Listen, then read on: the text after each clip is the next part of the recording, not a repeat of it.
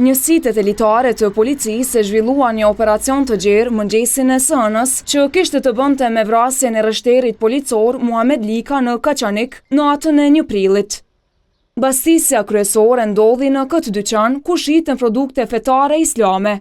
8 prej 9 lokacioneve sa i ka bastisur njësia speciale e policisë së Kosovës janë realizuar këtu në Kaçanik, kurse një tjetër në një fshat në Klin. Këtu, policia arrestoi një grup ekstremist. Gjatë operacionit policor janë arrestuar 7 persona të cilët dyshohet se kanë planifikuar dhe një herë azi ekzekutuar arreshterin policor Muhamed Lika. Në mesin e tyre si dyshuar kryesor është një 18 vjeçar, i cili është identifikuar edhe përmes kamerave të sigurisë në ditën kur ndodhi vrasja. Po ashtu, një tjetër i arrestuar në këtë rast është edhe një ish pjesëtar i forcës së sigurisë së Kosovës.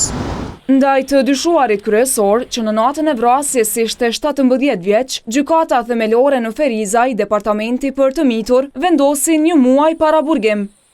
Sipas dyshimeve të para, vrasja u organizua me motive mbi angazhimin e policit të ndjerë.